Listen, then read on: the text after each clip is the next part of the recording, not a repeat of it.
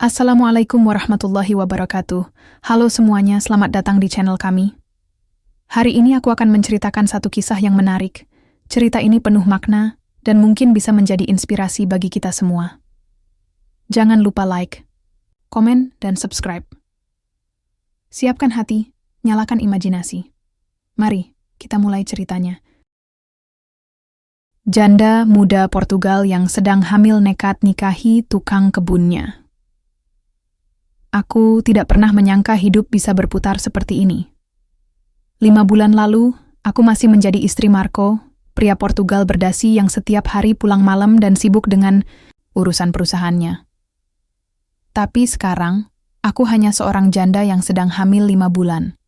Duduk di kursi rotan, sambil memandangi kebun belakang rumah yang luas dan sunyi. Dan di sana, di antara semak mawar yang mulai berbunga, ada dia. Namanya Alwi, lelaki muda asal Indonesia. Umurnya tak jauh dari umurku, mungkin hanya terpaut 1 atau 2 tahun.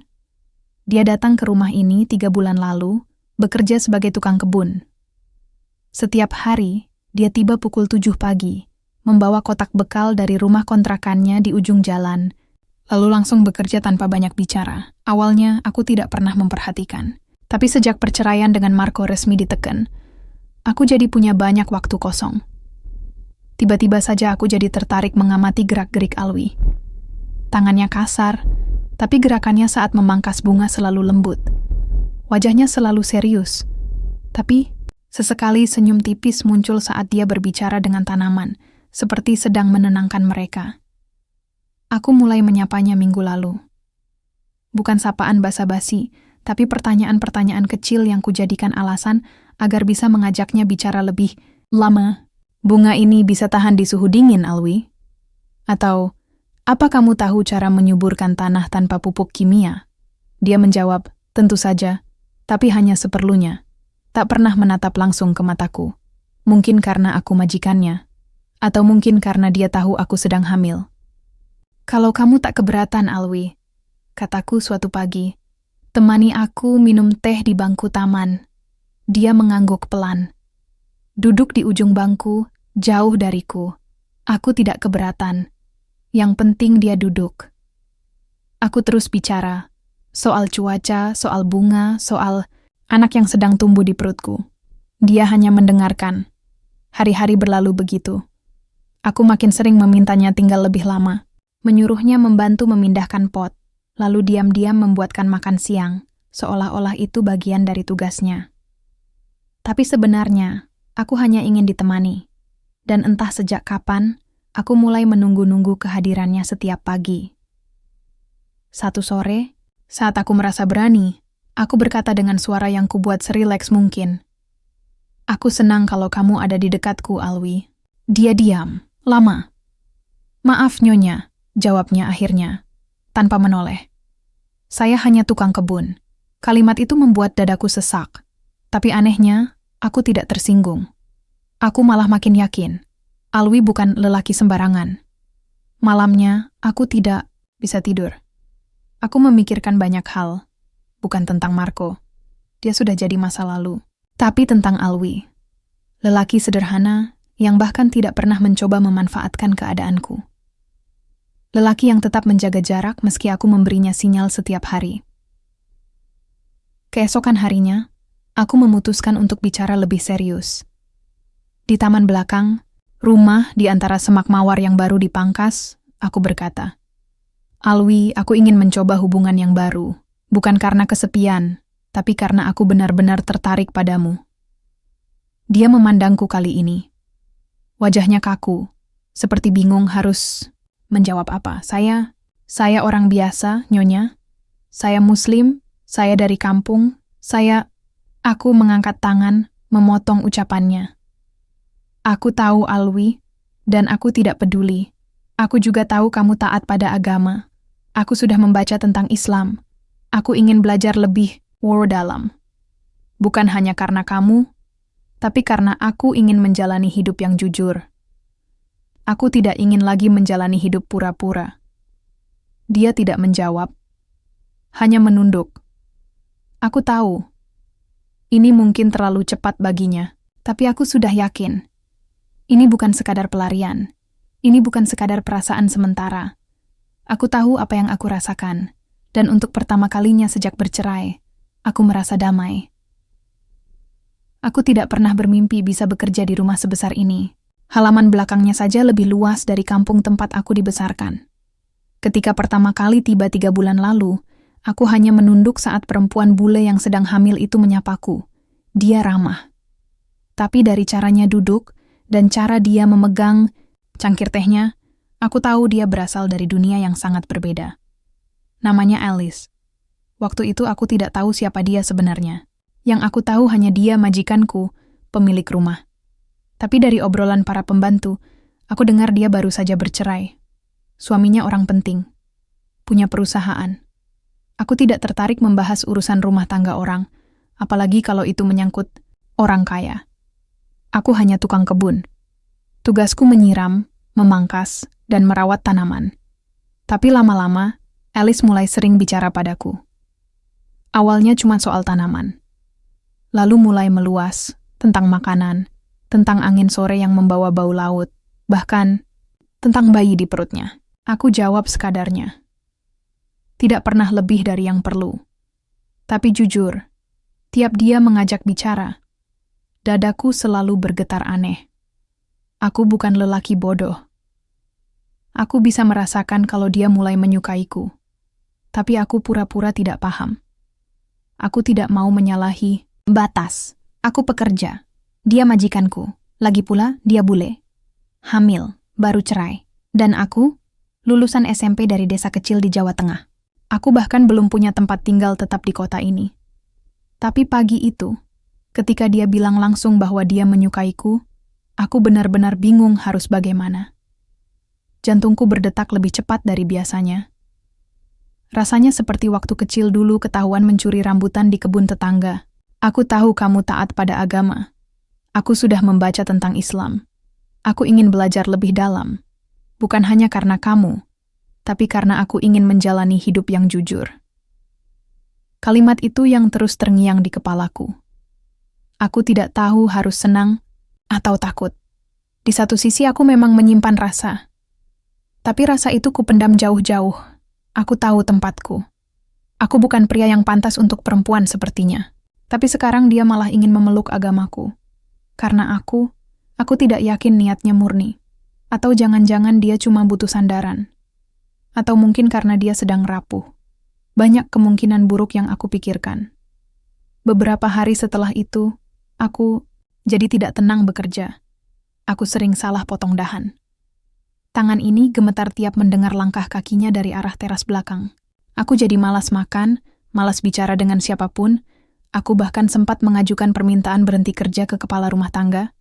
Tapi belum sempat suratnya diajukan, Alice datang mencariku ke kebun. Kalau kamu benar-benar tidak ingin lagi bekerja di sini, aku tidak akan memaksa, katanya pelan. Tapi tolong, jangan pergi tanpa menjelaskan apapun. Aku tidak sanggup menatap matanya. Aku diam. Rasanya seperti ada batu besar di tenggorokan. Saya ini bukan siapa-siapa, Nyonya, jawabku akhirnya. Saya cuma tukang kebun. Hidup saya sederhana. Saya nggak tahu caranya hidup seperti Nyonya. Aku tidak butuh pria kaya. Aku butuh pria jujur. Katanya cepat. Aku tertunduk. Aku ingin percaya kata-katanya. Tapi hidup tidak semudah itu. Dunia kami berbeda. Aku tidak ingin dia menyesal nanti. Tapi lalu dia bilang sesuatu yang membuatku lumpuh. Aku sudah ke pusat Islam dekat taman kota. Aku minta jadwal bimbingan. Aku mau jadi mu'alaf minggu depan. Dengan atau tanpa kamu di sisiku. Aku menoleh. Kaget. Perempuan ini sungguh-sungguh. Aku bisa lihat dari wajahnya. Tidak ada drama, tidak ada air mata. Hanya keyakinan. Aku jadi takut. Bukan takut pada dia, tapi takut pada perasaan sendiri. Karena untuk pertama kalinya sejak aku tinggal di negeri ini, aku merasa dihargai. Diperlakukan bukan sebagai orang luar. Dan itu datang dari perempuan yang dulunya kupikir hanya lewat dalam hidupku seperti angin sore. Malam itu aku sholat lama sekali. Aku menangis di sujud terakhir. Aku minta petunjuk. Kalau memang ini jalan yang kau beri, ya Allah, beri aku kekuatan. Kalau ini cobaan, beri aku kesabaran. Dan kalau ini takdir, maka tuntunlah aku melangkah. Hari itu aku bangun lebih awal dari biasanya. Perutku masih terasa mual, tapi bukan karena kehamilan. Hari ini adalah hari yang sudah kutandai sejak seminggu lalu. Hari ini aku akan pergi ke pusat komunitas muslim untuk memulai bimbingan. Hari ini, aku memulai sesuatu yang baru. Sesuatu yang mungkin akan dianggap gila oleh banyak orang, termasuk keluargaku sendiri. Aku memilih pakaian paling sederhana, rok panjang dan blus berlengan panjang. Rambutku kuikat ke belakang. Aku bahkan membeli selendang untuk menutupi kepala, meski belum diminta. Aku hanya ingin menunjukkan bahwa aku serius. Pagi masih dingin saat aku melangkah keluar. Alwi belum terlihat di kebun. Biasanya dia sudah mulai bekerja jam segini. Aku tidak tahu apakah dia sengaja menghindar atau hanya telat. Aku ingin mengajak dia bicara lagi, tapi kupikir lebih baik aku fokus dulu pada langkahku hari ini. Di mobil, aku duduk, diam. Sopir tidak banyak bicara. Aku yakin kabar tentang niatku sudah menyebar di antara para staf rumah. Orang-orang mungkin membicarakanku di dapur atau di belakang rumah. Aku tidak peduli. Aku tidak butuh persetujuan mereka. Sesampainya di pusat Islam, aku disambut dengan ramah. Ada seorang perempuan tua yang membimbingku ke dalam. Ia memperkenalkan diri sebagai Aisyah. Ia bukan orang Portugal, tapi sudah tinggal di sini lebih dari 20 tahun. Bahasa Inggrisnya lancar. Wajahnya tenang. Aku merasa nyaman. Kami duduk berdua di ruang kecil dengan rak berisi buku-buku agama. Aisyah mulai menjelaskan dasar-dasar Islam. Tentang tauhid, tentang nabi-nabi, tentang sholat, tentang kehidupan setelah mati. Aku mendengarkan semuanya dengan hati terbuka. Setiap kata yang dia ucapkan terasa baru, tapi juga seperti sesuatu yang selama ini aku cari. Alice, katanya pelan, kamu tahu, menjadi muslim bukan hanya soal mengganti keyakinan. Ini soal komitmen. Bukan hanya kepada Tuhan, tapi juga kepada diri sendiri. Aku mengangguk. Aku mengerti. Aku tidak ingin setengah-setengah. Apakah kamu yakin keputusan ini bukan karena seseorang? Aku tersenyum kecil. Awalnya iya, tapi sekarang tidak lagi. Aku mulai membaca. Aku mulai merasa damai. Kami berbicara selama hampir 2 jam. Sebelum pulang, aku diberikan buku-buku dan lembaran panduan. Aisyah menjanjikan untuk membimbingku setiap minggu. Dia tidak mendesak kapan aku ingin bersyahadat, tapi aku sudah tahu jawabannya. Minggu depan. Saat aku pulang, di halaman belakang, rumah, Alwi sedang menyiram tanaman. Dia pura-pura tidak melihatku. Tapi aku tahu, dia sadar aku baru kembali dari pusat Islam.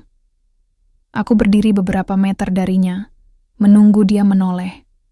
Akhirnya dia melakukannya. Kamu serius? Tanyanya pelan. Aku mengangguk. Aku tidak main-main, Alwi. Dia menunduk. Lama. Lalu berkata, keluarga kamu tahu? Belum. Itu akan sulit. Aku tahu. Malamnya aku menghubungi adikku lewat video call.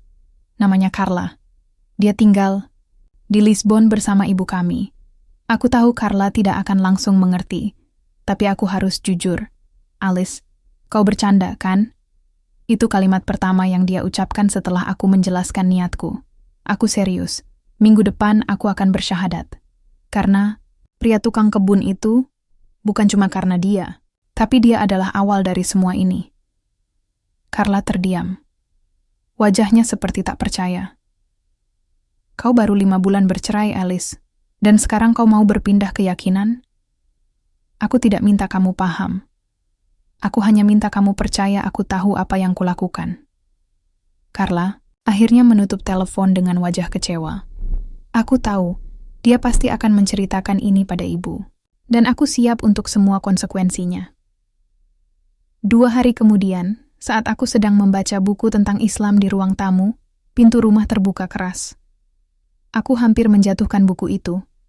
Di depan pintu berdiri pria tinggi berambut coklat, mantan suamiku, Henrique. Aku dengar kabar aneh tentangmu, katanya tanpa salam. Apa benar kau ingin jadi muslim dan menikahi tukang kebun? Aku berdiri pelan, jantungku berdegup kencang. Itu hidupku, Henrique. Kau tidak punya hak lagi mencampurinya. Anak yang kau kandung itu juga anakku. Aku terdiam. Kata-kata itu menusuk, tapi aku tidak goyah. Aku akan tetap jadi ibu yang baik. Dan aku akan tetap berjuang untuk hidupku sendiri. Henrique tertawa sinis. Luar biasa. Janda gila yang ingin jadi mualaf demi tukang kebun. Aku menggenggam buku di tanganku. Tidak ada yang bisa aku katakan selain satu hal. Aku tidak butuh restumu. Tapi aku tidak akan pernah minta maaf karena mencintai seseorang yang jujur. Henrique pergi sambil membanting pintu. Malam itu, aku tahu jalan di depanku tidak akan mudah. Tapi untuk pertama kalinya sejak aku bercerai, aku merasa tidak takut berjalan sendirian. Namaku Alwi. Aku cuma tukang kebun. Tugasku sederhana. Menyiram tanaman, memangkas rumput, dan merawat pohon-pohon di halaman belakang rumah besar milik Nyonya Alice. Tapi sejak beberapa minggu lalu, hidupku berubah aneh. Dunia yang biasanya tenang, sekarang jadi serba canggung. Pagi itu aku datang lebih awal. Sengaja. Aku ingin kerja cepat sebelum Alice keluar rumah. Bukan karena aku tak suka melihat dia, tapi karena aku bingung harus bersikap seperti apa. Aku suka Alice. Dari awal dia memang baik. Tidak pernah memperlakukan aku seperti pembantu. Tapi sekarang, semuanya jadi rumit. Dia sedang hamil. Dia baru 5 bulan bercerai. Dan dia bilang ingin menikah denganku. Aku harus senang. Tapi jujur saja, aku malah takut. 2 hari lalu, dia bilang ingin masuk Islam. Katanya, bukan hanya karena aku, tapi aku tahu pasti, keputusannya itu tidak akan mudah diterima siapapun.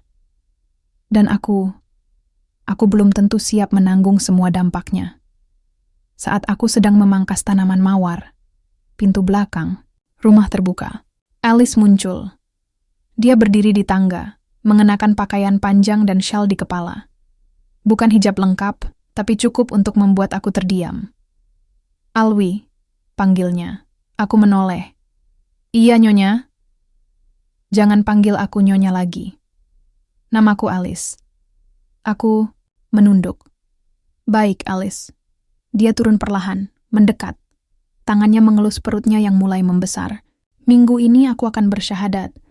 Aisyah bilang, kamu boleh hadir kalau mau. Aku hanya mengangguk. Tidak tahu harus jawab apa. Kamu tidak senang? Tanyanya pelan. Saya senang.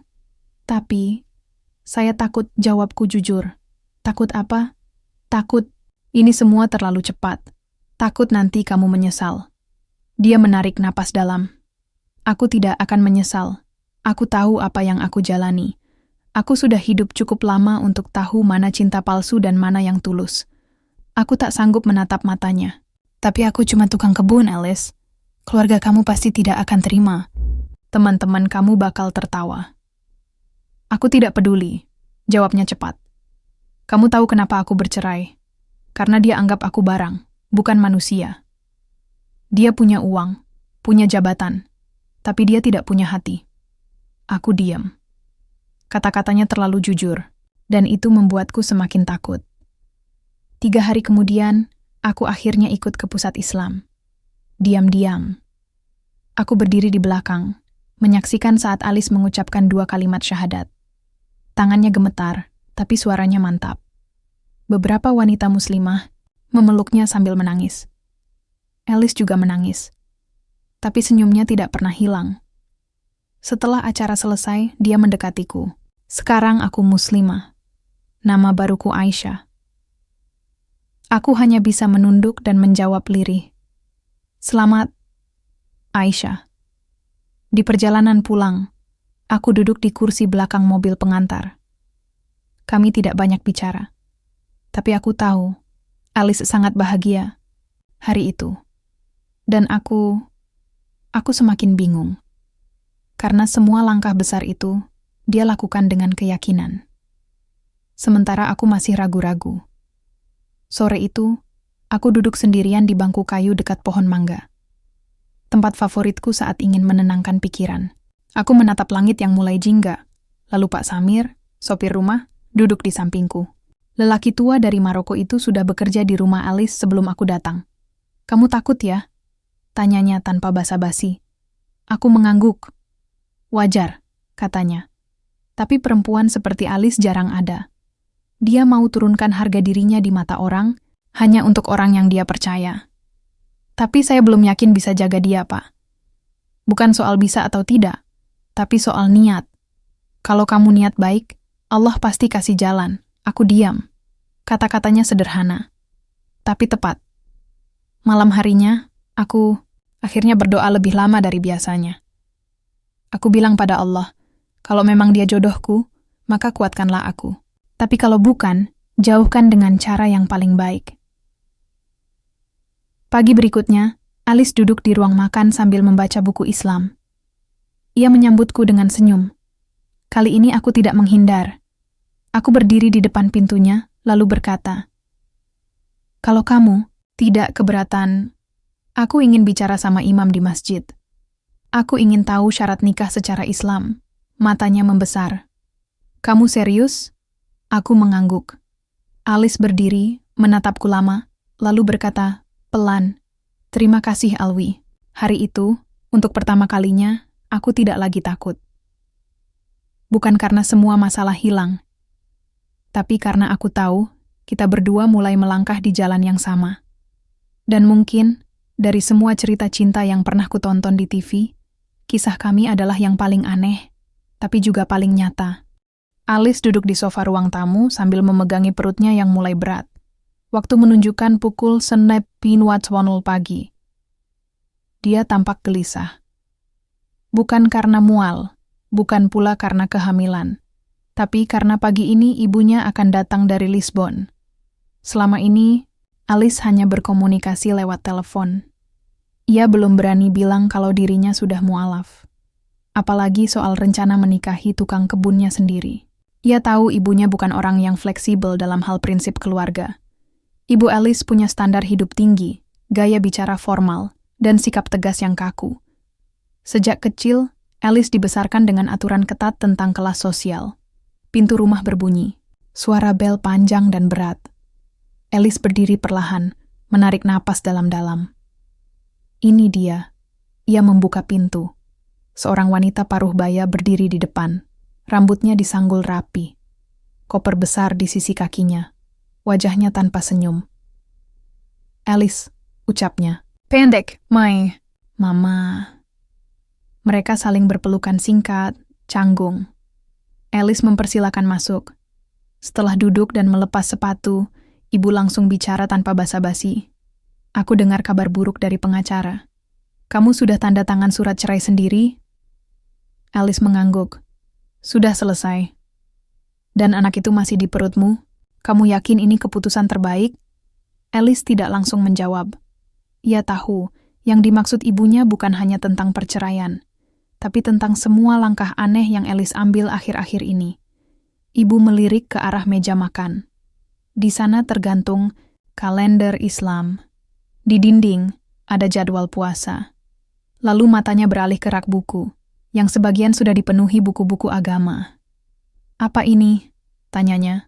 Alice memegang perutnya. "Aku sudah jadi muslim, Mai." Wajah ibunya menegang. "Kamu tidak main-main?" "Aku tidak main-main." "Dan ini semua karena tukang kebunmu itu?" Alice menatap ibunya dengan berani. "Alwi namanya." "Dan tidak, ini bukan karena dia saja. Aku menemukan kedamaian di Islam. Aku juga ingin membesarkan anakku dengan ajaran yang penuh kasih dan disiplin." Suasana menjadi hening. Ibu Alice berdiri, berjalan pelan menuju jendela, menatap kebun di belakang rumah. Di sana, Alwi sedang menyapu daun-daun kering. Ia melihat ke arah jendela sebentar, lalu kembali bekerja seperti biasa. Tidak mencoba lari dari pandangan. "Jadi, dia?" tanya sang ibu lirih. Alice menjawab dengan tegas. "Dia laki-laki yang jujur, Mai. Dia tidak kaya, tidak punya gelar, tapi dia punya hati. Dia rawat kebun ini dengan sepenuh jiwa. seperti aku ingin dia merawat anakku kelak. Ibu memalingkan wajah. Alice, kamu anak tunggal. Nama keluarga kita bukan nama kecil. Ayahmu bangga waktu kamu menikah dengan pengusaha muda. Walaupun dia bajingan, setidaknya secara status cocok. Alice menyela. Tapi aku hidup sengsara, Mai. Kamu tidak tahu betapa aku merasa seperti tawanan. Sekarang aku bebas. Aku bisa tertawa, bisa tidur tanpa obat penenang. Mereka kembali duduk. Ibu Alice tidak langsung bicara. Ia tampak berpikir keras. Lalu pelan-pelan berkata, "Kamu yakin tidak akan menyesal?" "Yakin." "Dia mencintaimu?" Alice tersenyum tipis. "Dia takut, tapi dia tidak kabur. Itu cukup bagiku sekarang." Ibu akhirnya menghela napas panjang. "Aku akan tinggal seminggu di sini. Aku ingin lihat dia lebih dekat. Jangan bilang-bilang ke dia dulu." Alice mengangguk pelan. Sore harinya, Alwi sedang menyiram pohon jeruk. Tiba-tiba ada suara di belakangnya. "Kamu Alwi?"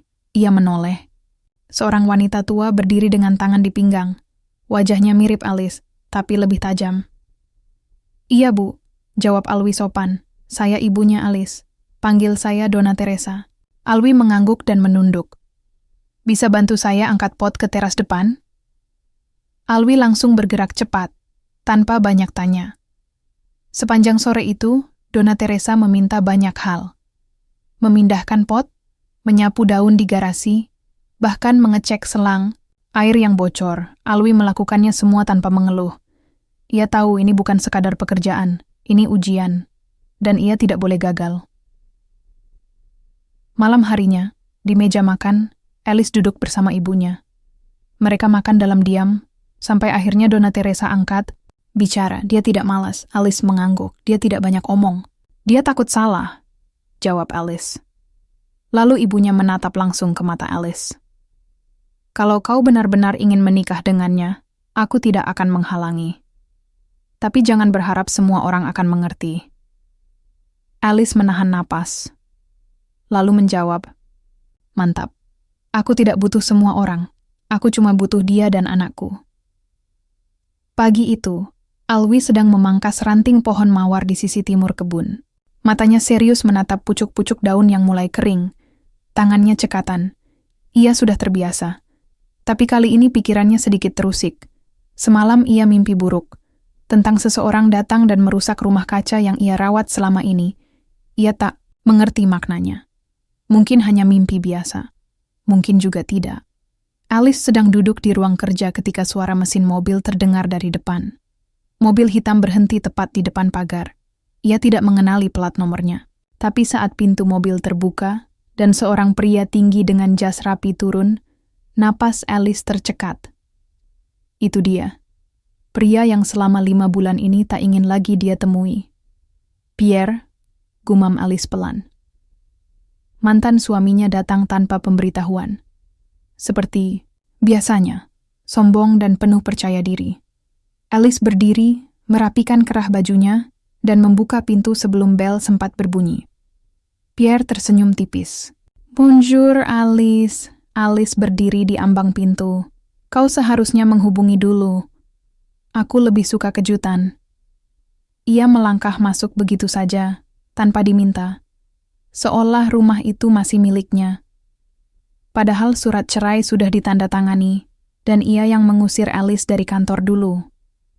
Tapi memang begitulah Pierre, selalu merasa memiliki segalanya.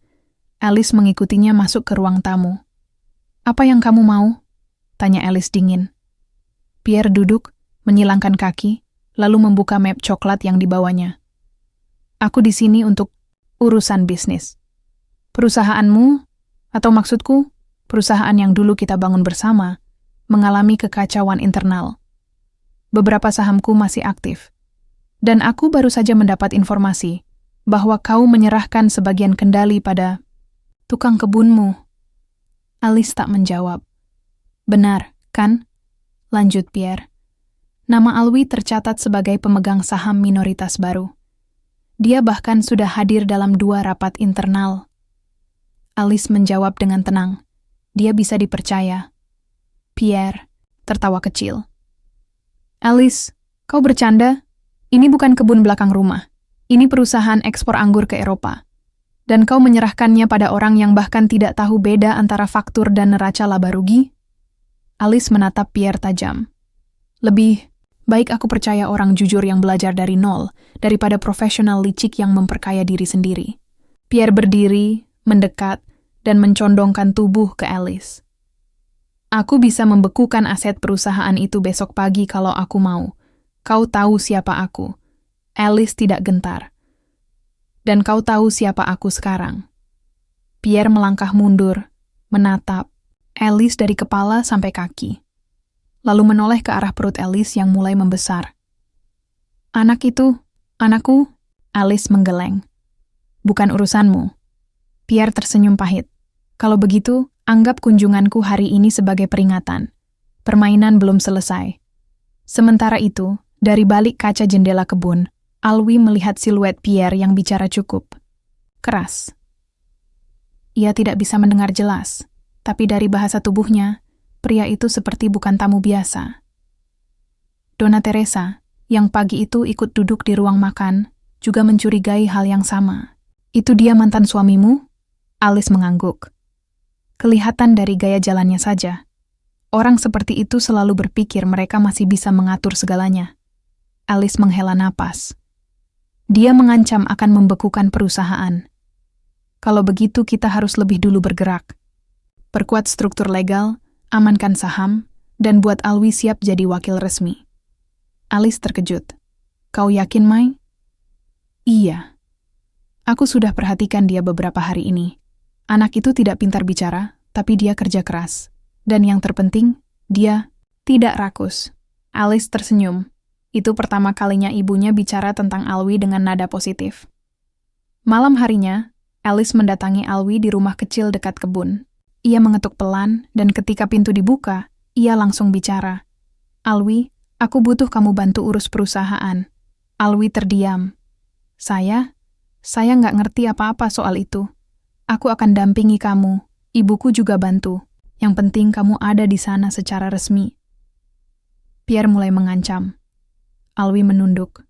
Saya cuma tukang kebun, Bu. Maksudku Alice. Tapi kamu laki-laki paling jujur yang pernah aku kenal. Alwi tidak langsung menjawab. Ia menatap Alice. Lama. Di depan pintu, cahaya bulan menyorot bayangan tubuh Alice dan bayi yang dikandungnya. Setelah diam beberapa detik, Alwi berkata pelan, kalau ini demi kamu dan anakmu, saya siap belajar. Saya nggak janji bisa cepat paham, tapi saya akan coba. Alice mengangguk pelan. Itu cukup. Di malam sunyi itu, dua orang yang dulu hidup di dunia yang berbeda, perlahan-lahan mulai berjalan ke arah yang sama. Bukan karena mereka sudah tahu segalanya, tapi karena mereka memilih untuk saling percaya. Meski badai sudah mulai tampak di ujung jalan. Alwi menatap jas biru tua yang tergantung di dinding kamar. Masih ada label harganya. Donna Teresa yang memilihkan dan membayarnya. Katanya, kalau mau duduk di meja rapat, tak bisa lagi pakai kaos oblong dan celana lapangan. Jas ini harganya bisa buat bayar kontrakan rumah saya 2 tahun. Gumam Alwi sambil menyentuh bahannya yang halus. Di luar, langit pagi masih kelabu. Tapi suara burung dari kebun tetap ramai. Itu yang ia rindukan setiap kali masuk ke kantor. Sudah seminggu ia ikut Alice ke perusahaan. Ia duduk diam di ujung meja rapat, mendengarkan orang-orang bicara cepat, kadang dengan istilah yang tak ia mengerti. Neraca, margin, liabilitas. Semuanya seperti bahasa asing. Hari ini, jadwalnya adalah pertemuan manajemen internal. Alice ingin Alwi bicara di depan. Meski hanya 10 menit. Tapi bagi Alwi, 10 menit itu rasanya seperti 10 jam. Mobil mereka tiba di parkiran gedung. Alice keluar duluan, mengenakan gaun putih sederhana. Perutnya mulai terlihat membesar, tapi langkahnya tetap tenang. Kamu siap? Tanya Alice. Alwi menatap ke depan, lalu mengangguk. Deg-degan, tapi siap. Di ruang rapat, beberapa kepala manajer sudah duduk. Mereka semua memakai dasi, sebagian besar orang Portugal, hanya 1-2 yang tampak dari Asia. Saat Alice masuk bersama Alwi, suasana langsung sunyi sebentar. Semua mata melirik ke arah pria Indonesia itu. Beberapa berbisik, beberapa diam saja. Mereka sudah tahu siapa Alwi. Tukang kebun yang sekarang jadi komisaris kecil. Orang dalam yang katanya sedang disiapkan jadi direktur lapangan. Alice memulai presentasi. Ia menjelaskan rencana ekspansi kebun baru di bagian utara, pembukaan pasar ke Timur Tengah, dan perubahan sistem distribusi. Lalu, ia berhenti sejenak, menoleh ke Alwi. Saya ingin Pak Alwi memberikan pandangan dari sisi lapangan. Bagaimana produksi, bagaimana kondisi pekerja di kebun. Silakan, Pak. Alwi berdiri. Tangannya sempat gemetar, tapi ia segera tenang. Ia tatap semua wajah di ruangan itu. Saya bukan orang kantor, saya tukang kebun. Tapi saya paham satu hal, kalau tanahnya dirawat, tanaman tumbuh baik. Kalau buruhnya diperlakukan manusiawi, hasil panen bagus. Itu yang kami lakukan. Beberapa orang mencatat. Beberapa lainnya masih terlihat ragu. Kami butuh mesin baru di lahan utara. Yang lama sudah rusak. Dan jangan potong jatah makan siang buruh hanya karena ingin hemat biaya. Mereka kerja dari pagi sampai sore. Jangan biarkan. Kebun ini hanya bagus di laporan, tapi kering di kenyataan. Sunyi. Alice mengangguk pelan. Terima kasih Pak Alwi. Setelah rapat selesai, beberapa manajer menghampiri Alwi. Ada yang basa-basi. Ada yang benar-benar tertarik. Namun, tidak semua suka. Diam-diam, seorang pria berkacamata bernama Hugo, manajer senior bagian logistik, menyimpan rasa tidak senang. Ia dulu dekat dengan Pierre. Ia merasa Alwi tidak pantas duduk di sana. Sore hari, saat Alice dan Alwi pulang, mobil mereka sempat berhenti di pinggir jalan karena ban bocor. Alwi mengganti ban sendiri. Alice duduk di dalam mobil, memperhatikan. Kalau semua berjalan lancar, kata Alice dari jendela, kita bisa punya kebun sendiri tahun depan. Alwi menyeka keringat. Asal jangan suruh saya ngurus email, saya setuju. Alice tertawa. Tapi di tempat lain, Hugo duduk di kafe sambil berbicara lewat telepon. Kita harus hentikan dia. Kalau Alice benar-benar menyerahkan kontrol ke tukang kebun itu, perusahaan bisa hancur. Pierre pasti mau bantu. Aku akan siapkan dokumen-dokumen lama, dan mungkin skandal kecil akan sangat membantu. Di tangannya, ada salinan surat tanah lama yang pernah dimanipulasi Pierre, dan satu berkas legal yang bisa menjatuhkan reputasi Alice jika dibuka. Malam itu, Alwi kembali ke rumah kecilnya di belakang kebun.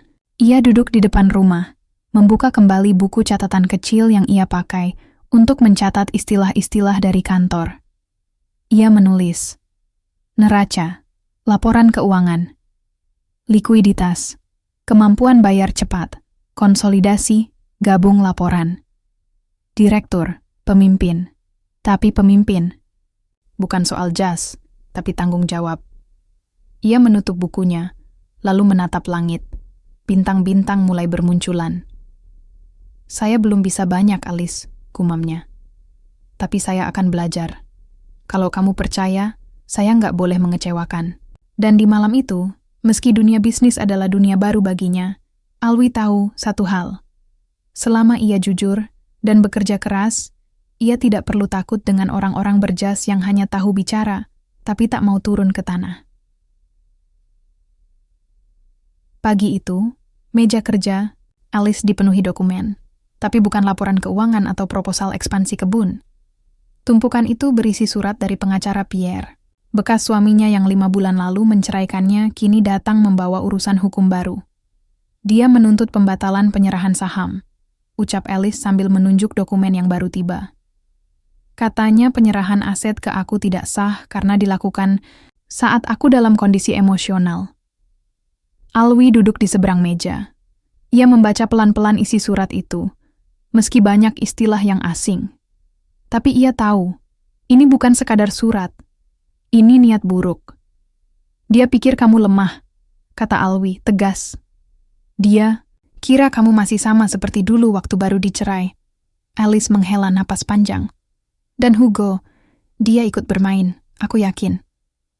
Di sisi lain kota, Hugo sedang duduk di restoran mewah bersama Pierre yang baru datang dari London. "Surat sudah dikirim," kata Hugo sambil menyeruput kopinya. "Tinggal kita tunggu reaksi Alice. Setelah itu kita bisa desak Dewan untuk cabut hak kontrol dia atas perusahaan." Pierre menyeringai. "Dan si tukang kebun itu akan kembali ke lapangan, tempat dia seharusnya berada." Hugo mengeluarkan amplop coklat. "Ini salinan dokumen tanah yang pernah kamu manipulasi. Kalau ini terbuka, kamu bisa masuk penjara. Tapi kalau kamu bantu saya jatuhkan Alice, saya pastikan ini tidak pernah keluar." Pierre sempat diam, lalu mengambil amplop itu perlahan. Ia tahu, ia tidak punya banyak pilihan. Malam harinya, Alice duduk termenung di ruang tamu. Telepon genggamnya diletakkan di meja, berdering 2 kali tapi tak ia angkat. Semua orang di kantor sedang menunggu keputusannya. Beberapa manajer bahkan sudah bersikap dingin sejak kabar surat tuntutan itu tersebar. Alwi datang dari dapur, membawa 2 cangkir teh hangat. Ia duduk di samping Alice, diam sebentar, lalu berkata, "Kalau memang kamu mau pergi dari perusahaan, aku ikut." Alice menoleh. "Bukan itu maksudku.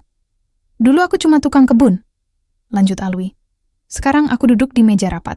Aku nggak pernah minta semua ini. Tapi kalau kamu percaya sama aku, kita hadapi bareng." Alice menatap mata Alwi. Tak ada ragu di sana. Tapi yang membuatnya lebih tenang bukan ucapan Alwi, melainkan ketulusan di matanya. Esoknya, Alice masuk ke ruang kantor pengacara. Ia membawa semua dokumen asli penyerahan aset. Tanda tangan, rekaman suara, saksi notaris, semuanya masih lengkap. "Bantu aku. Aku ingin ini diselesaikan tanpa harus ke pengadilan," ucap Alice kepada pengacara. Namun, tak semua bisa diselesaikan damai. Karena 2 hari kemudian, Pierre muncul langsung di kantor pusat, membawa pengacara sendiri, dan langsung menemui dewan direksi. Di rapat mendadak itu, suasana panas. Hugo berdiri dan menuding bahwa Alice menyalahgunakan kekuasaan, membawa orang tak kompeten seperti Alwi ke jajaran manajemen, dan memindahkan aset perusahaan secara sepihak.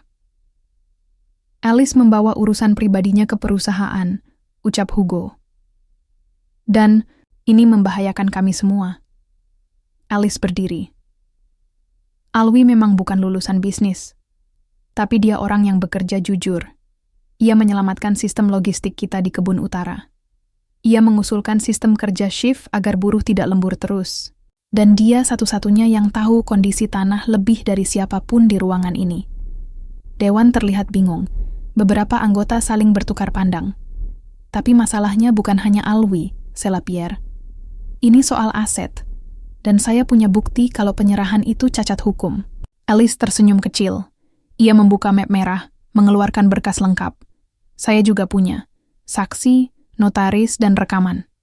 3 hari setelah perceraian, bukan saat saya labil, saya putuskan melepaskan saham dari kamu. Dan kamu setuju. Semua legal. Saya tidak takut." Suasana mendadak hening. Lalu seorang anggota dewan angkat bicara. "Kami akan audit semua dokumen. Tapi sampai audit selesai, Alice tetap memegang kendali. Dan Pak Alwi, mohon tetap bertugas seperti biasa. Tidak ada yang berubah." Hari itu, Alice dan Alwi keluar dari ruang rapat dengan pelan. Di luar, langit mendung. Tapi rasanya, beban mereka sedikit berkurang. "Terima kasih," kata Alice. "Untuk apa?" tanya Alwi. "Untuk tetap berdiri di sampingku. Bahkan saat aku nyaris jatuh." Alwi hanya tersenyum. "Saya nggak kemana-mana, Alice. Dari awal saya ada di sini, di kebun ini, di hidup kamu." Dan untuk pertama kalinya, Alice menggenggam tangan Alwi, bukan sebagai atasan, bukan sebagai janda yang kesepian, tapi sebagai perempuan yang memilih, dengan sadar, dengan berani. Audit internal dimulai 2 minggu setelah sidang dewan. Alice menyerahkan seluruh akses keuangan, dokumen digital, bahkan nota-nota pembelian dari kebun utara yang disimpan dalam laci tua. Tim audit dari luar perusahaan langsung bekerja siang, malam. Semua orang tegang. Tak ada yang tahu akan terbongkar apa saja. Alwi tetap datang ke kebun seperti biasa. Ia menyibukkan diri dengan mencangkul, menanam, memeriksa kelembapan tanah. Tapi semua orang tahu pikirannya ada di tempat lain. Di kantor pusat, di meja audit. Di tangan-tangan yang sedang membuka satu persatu berkas tua yang selama ini disimpan Pierre dan Hugo. Suatu sore, ketika Alwi sedang mengecek pompa air di ujung kebun, ponselnya berdering. Masuk kantor sekarang, suara Alice terdengar singkat. Kita dapat temuan penting. Tanpa tanya, Alwi langsung naik motor ke kantor. Kali ini dia masuk lewat pintu depan, bukan lagi pintu samping tempat para pekerja kebun biasa lewat. Satpam menyambutnya dengan anggukan. Beberapa staf memberi salam. Seolah perlahan, ia mulai dianggap bagian dari tempat ini. Di ruang rapat, ada 5 orang dari tim audit. Di tengah meja, terbuka 2 map biru tua dan 1 flash disk. Kami temukan pengalihan dana fiktif, kata kepala tim audit. Sejumlah transaksi dicatat sebagai pembelian alat pertanian, tapi tidak pernah ada barangnya. Ini dilakukan dalam 2 tahun terakhir. Nilainya hampir 2 miliar. Alice duduk tenang. Siapa yang menyetujui transaksi itu? Direktur keuangan saat itu, Hugo. Suasana sunyi. Alice menatap Alwi sekilas. Ia lalu menyerahkan surat pengunduran diri Hugo yang diketik terburu-buru pagi tadi. Sepertinya Hugo sudah tahu akan terbongkar. Dan, satu lagi, lanjut auditor. Kami temukan dokumen transfer yang menggunakan nama Pierre sebagai konsultan fiktif. Alwi bersandar ke kursi. Jadi mereka main ganda, Alice mengangguk. Kita bawa ini ke jalur hukum. Kalau kamu mau balas dendam, sekarang waktunya, ucap Alwi pelan. Tapi Alice hanya tersenyum. Bukan dendam, ini soal keadilan. Biar semua orang tahu siapa yang harus bertanggung jawab. Hari berikutnya, berita tentang penyimpangan dana di perusahaan Alice tersebar ke media. Tapi bukan Alice yang disalahkan. Justru, langkah audit transparan yang ia lakukan membuatnya dipuji. Pierre yang awalnya menolak semua tuduhan akhirnya dipanggil pihak berwenang. Hugo kabur ke luar negeri, tapi tertangkap 2 minggu kemudian di Singapura. Semuanya berjalan cepat, tapi justru setelah semuanya selesai, Alice merasa hampa. Ia duduk di teras rumah sambil mengelus perutnya yang semakin besar. Bayinya sebentar lagi lahir, tapi ia belum tahu harus menyebut Alwi sebagai apa. Pasangan, ayah, sambung, tunangan, Alwi datang membawa bungkusan nasi dari warung bawah. Duduk tanpa suara. Mereka makan bersama. Saya pengen ngomong sesuatu, kata Alwi tiba-tiba. Alice menoleh. Saya mau menikah sama kamu. Tapi, saya bukan orang kaya. Saya cuma orang biasa. Dan kamu, Alice, kamu dunia yang terlalu jauh dari saya. Alice, diam. Ia letakkan sendok. Alwi, kamu pernah selamatkan aku waktu aku hampir runtuh. Kamu selalu di sini. Itu lebih dari cukup. Alwi menatap mata Alice, gugup. Tapi saya juga punya syarat, lanjut Alice. Alwi mengernyit. Aku mau jadi Muslim, bukan cuma karena kamu, tapi karena aku percaya itu jalan yang benar. Alwi terdiam, bukan karena kaget, tapi karena hatinya dipenuhi sesuatu yang sulit dijelaskan. Kamu yakin? Tanyanya pelan. Alice mengangguk mantap. 1 minggu kemudian, Alwi membawa Alice ke masjid kecil di pinggir kota. Di sana, dengan disaksikan imam dan 2 saksi, Alice mengucapkan 2 kalimat syahadat. Tidak ada pesta, tidak ada foto di media. Tapi sore itu, langit mendadak cerah setelah hujan semalaman, seolah ikut merestui langkah baru mereka. Di perjalanan, pulang, Alice menggenggam tangan Alwi. Aku belum pernah sebahagia ini, ucapnya. Alwi tersenyum. Saya juga. Dan di kursi belakang mobil, ada baju bayi warna biru yang sudah mereka beli bersama. Sebentar lagi, hidup mereka bertiga akan dimulai. Suara tangisan bayi memenuhi ruangan kecil itu. Alice menggendong anaknya dengan hati yang penuh rasa syukur. Bayi laki-laki itu, kulitnya coklat muda, matanya sedikit mirip Alwi, tapi ada warna hijau terang yang sangat jelas dari Alice. Mereka menamai anak itu Adam. Alwi duduk di samping tempat tidur, memandang mereka berdua dengan senyum yang tak bisa disembunyikan. Tubuh Alice masih lelah, tapi matanya bersinar penuh kebahagiaan. Adam, dia bagian dari kita sekarang, kata Alwi pelan. Alice mengangguk. Aku tahu ini awal yang berat, tapi aku tidak mau hidup lagi dalam ketakutan. Hari-hari setelah kelahiran, Adam tidak mudah. Alice harus menyesuaikan diri dengan peran baru sebagai ibu dan istri. Alwi, meski sederhana, berusaha keras belajar mengurus rumah dan mengasuh bayi. Ia bangun malam setiap kali Adam menangis, belajar mengganti popok, dan menyiapkan susu dengan cara yang belum pernah ia lakukan sebelumnya. Mereka belajar bersama. Dari nol Daughter, perusahaan Alice mulai pulih setelah kasus korupsi dituntaskan. Dengan bantuan Alwi, yang kini menjadi manajer kebun sekaligus bagian penting dalam pengambilan keputusan, bisnis mereka bangkit. Alwi mengerti betul kerja keras dari bawah, dan pendekatannya yang sederhana, tapi tulus membuat staf lain juga termotivasi. Namun, masa lalu tidak mudah dilupakan. Suatu sore, saat Alice sedang berbicara dengan staf di kantor, teleponnya berdering. Suara Pierre terdengar dari seberang. Alice, kita bisa bicara? Alice menghela napas panjang sebelum menjawab. Sekarang bukan waktu yang tepat, Pierre. Ini penting. Ada hal yang harus kamu tahu tentang Hugo dan dokumen perusahaan. Alice menutup telepon. Ia berbalik dan menatap Alwi. Aku pikir mereka akan menyerah, tapi ternyata tidak. Alwi merangkul bahu Alice. Kita hadapi bersama. Malam itu setelah Adam tidur, mereka duduk di teras rumah. Alice, aku pernah takut. Takut kalau aku tidak cukup buat kamu dan Adam. Alice menggenggam tangan Alwi erat. Kamu sudah lebih dari cukup. Aku belajar bahwa cinta itu bukan soal materi atau status, tapi tentang ketulusan. Alwi tersenyum. Aku mau jalani hidup ini bersamamu dan Adam, apapun rintangannya. Begitu juga aku, jawab Alice. Mereka saling menatap, tanpa kata-kata lain yang diperlukan.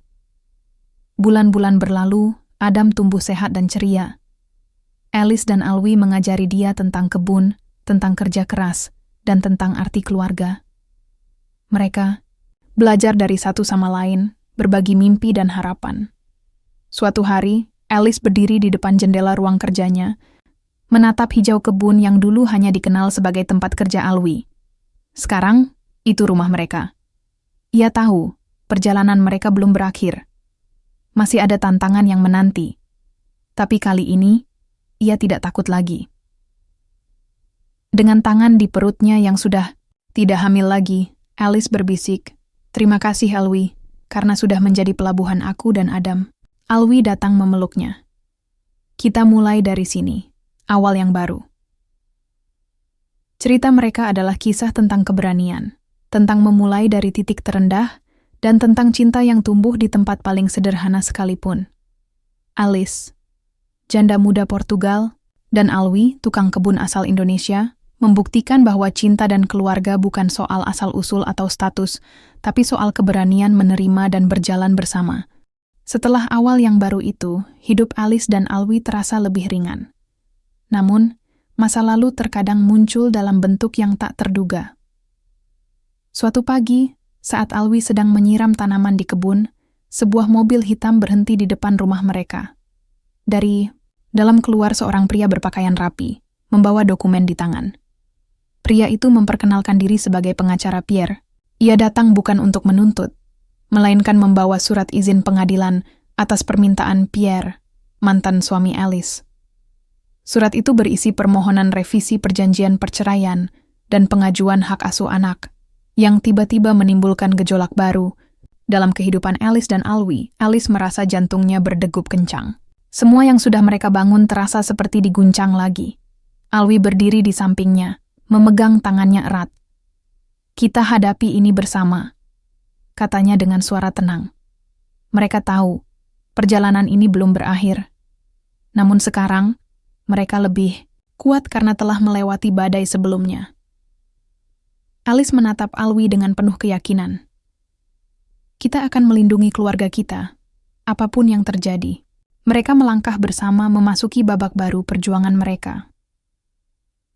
Beberapa hari setelah pengacara Pierre datang membawa surat pengadilan, suasana di rumah Alice dan Alwi menjadi tegang.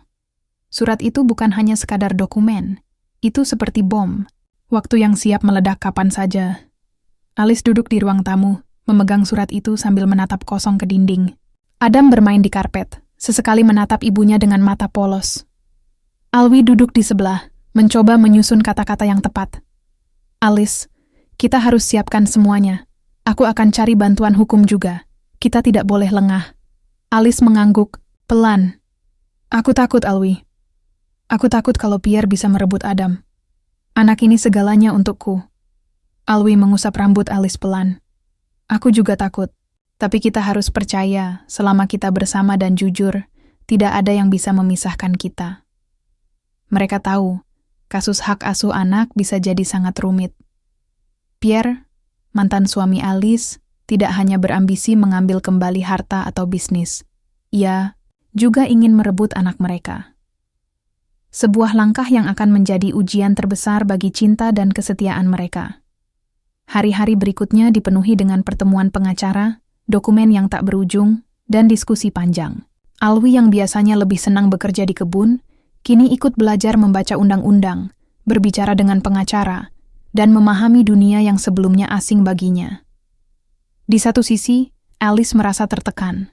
Badannya yang mulai melemah setelah melahirkan, ditambah rasa takut kehilangan Adam, membuatnya sering menangis diam-diam di kamar. Namun, Alwi selalu ada di sampingnya, memberi kekuatan. Kadang ia memijat punggung Alice, membisikkan kata-kata sederhana namun menenangkan. Alice, aku tidak punya banyak harta, tapi aku punya satu hal yang tak akan pernah hilang. Cintaku padamu dan Adam. Kata-kata itu mengalir begitu saja dari hati Alwi yang sederhana, tapi tulus. Suatu sore, ketika Alice dan Alwi sedang berdiskusi di kantor kecil mereka, ponsel Alwi berdering. Dari suara di ujung telepon, Alwi tahu ini bukan panggilan biasa. Pierre kembali. Ia meminta bertemu langsung. Alice menatap Alwi, wajahnya tegang. Apa kamu yakin harus bertemu? Alwi mengangguk. Kadang kita harus hadapi musuh secara langsung. Aku tidak mau ada rahasia di antara kita. Malam itu, di sebuah kafe kecil, Alwi duduk berhadapan dengan Pierre. Suasana dingin dan tegang menyelimuti. Pierre terlihat sombong, tapi Alwi tahu, itu hanya topeng. Aku tahu kamu bukan hanya tukang kebun biasa, kata Pierre dingin. Aku tahu ada sesuatu yang kamu sembunyikan. Alwi menatap Pierre tanpa takut. Aku hanya orang yang mencintai Alice dan anaknya. Itu saja. Pierre tersenyum sinis. Kamu tidak cukup untuk mereka. Aku akan buktikan itu. Setelah pertemuan itu, Alwi pulang dengan hati berat, tapi tekad yang lebih kuat. Hari persidangan akhirnya tiba. Alice, Alwi, dan Adam datang ke pengadilan dengan hati yang campur aduk. Pierre mengajukan semua dokumen dan bukti, mencoba meyakinkan hakim bahwa ia lebih layak menjadi wali Adam. Ia membawa pengacara terbaik dengan segala cara untuk memenangkan kasus. Namun, Alice dan Alwi tidak tinggal diam. Mereka mengungkapkan bukti-bukti bahwa Pierre selama ini tidak peduli pada Adam. Bahkan sempat meninggalkan Alice saat ia sedang hamil dan dalam kesulitan. Hakim mendengarkan dengan seksama. Setelah beberapa hari persidangan, akhirnya keputusan pun diambil. Alice dan Alwi dinyatakan sebagai wali sah Adam. Saat hakim mengetuk palu, air mata Alice mengalir deras. Alwi memeluknya erat. Kita menang, Alice. Kita memang menang, tapi lebih dari itu, jawab Alice. Kita belajar untuk tidak menyerah walau dunia melawan. Mereka keluar dari ruang sidang dengan langkah ringan, tapi hati penuh makna. Malam itu, di teras rumah mereka, Adam tertawa riang bermain di ayunan kecil yang baru dipasang Alwi. Alice duduk di samping suaminya, merasakan angin sepoi-sepoi membawa harapan baru. Terima kasih, Alwi. Kamu bukan hanya tukang kebun, kamu pahlawan kami, kata Alice lirih. Alwi tersenyum. Aku hanya melakukan apa yang harus kulakukan untuk keluarga kita. Mereka tahu masih ada jalan panjang yang harus ditempuh, tapi kali ini mereka siap melangkah bersama dengan cinta yang semakin kuat. Setelah persidangan yang panjang dan melelahkan, kehidupan Alice, Alwi, dan Adam mulai berangsur tenang. Semua perjuangan dan air mata membuahkan hasil yang tak ternilai. Mereka kembali ke rumah, yang kini terasa benar-benar milik mereka. Bukan hanya sekadar bangunan mewah, tapi rumah yang penuh cinta dan pengorbanan. Alice duduk di teras, menatap langit senja yang mulai berubah warna. Di pangkuannya, Adam tertidur pula setelah bermain sepanjang sore. Alwi berdiri di samping, memegang secangkir teh hangat, memandang Alice dengan mata penuh kasih. Alice, katanya pelan, kita sudah melewati banyak hal. Aku tahu bukan perjalanan yang mudah, tapi aku yakin kita lebih kuat sekarang. Alice mengangguk, senyum lembut merekah di wajahnya. Aku tidak pernah membayangkan akan menemukan kebahagiaan seperti ini, setelah kehilangan dan luka yang begitu dalam. Dan aku tidak pernah menyangka tukang kebun seperti aku bisa mendapatkan cinta sebesar ini. Balas Alwi dengan nada rendah tapi tulus. Mereka tertawa ringan, lalu berpelukan erat. Momen sederhana itu adalah hadiah terbesar dari perjuangan panjang mereka. Kehidupan mereka pun mulai berubah. Alwi dipercaya mengelola bisnis yang dulu milik Pierre, yang kini sudah sepenuhnya beralih ke tangan mereka. Dengan bimbingan Alice, yang telah belajar banyak tentang dunia bisnis, mereka perlahan membangun usaha baru yang lebih baik. Adam tumbuh dalam keluarga yang penuh cinta dan perhatian. Alice menjaga tradisi keluarganya, namun juga menerima nilai-nilai baru dari Alwi dan budaya Indonesia yang kaya. Perubahan terbesar adalah ketika Alice resmi menjadi mu'alaf. Keputusannya bukan karena paksaan, tapi karena cinta dan keinginan tulus untuk hidup bersama Alwi dengan sepenuh hati. Ini bukan hanya soal agama, kata Alice suatu malam kepada Alwi, tapi tentang bagaimana aku ingin hidup bersama kamu dengan segala yang kamu yakini. Alwi terharu, memegang tangan Alice erat. Aku bangga padamu. Ini langkah besar, dan aku akan selalu ada di sampingmu. Waktu berjalan, dan keluarga kecil itu menjadi inspirasi bagi banyak orang di sekitar mereka. Cerita mereka mengajarkan bahwa cinta tidak mengenal status, asal-usul, atau latar belakang. Yang terpenting adalah kejujuran, kesetiaan, dan keberanian untuk memilih kebahagiaan di tengah segala rintangan. Di sebuah sore yang cerah, Alice dan Alwi duduk di balkon rumah mereka, memandang ke kebun yang dulu hanya sebuah ladang kecil, kini hijau subur dan penuh kehidupan. Bagaimana kalau kita mulai merencanakan sesuatu yang lebih besar? Tanya Alice sambil tersenyum. Alwi menatapnya penuh harap. Aku siap selama kamu ada di sampingku. Mereka pun menatap masa depan dengan keyakinan baru. Masa depan yang penuh harapan dan cerita-cerita indah yang akan mereka tulis bersama.